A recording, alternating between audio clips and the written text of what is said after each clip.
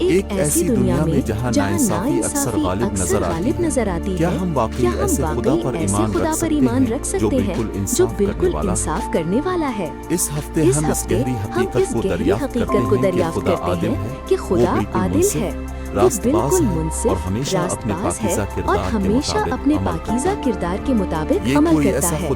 یہ کوئی ایسا خدا نہیں جو برائی کو نظر انداز کرے یا طرفداری کرے، اس کا انصاف کامل ہے اور یہ یقینی بناتا ہے کہ ہر عمل خواہ اچھا ہو یا برا بالآخر مکمل انصاف کے ساتھ پورا کیا جائے۔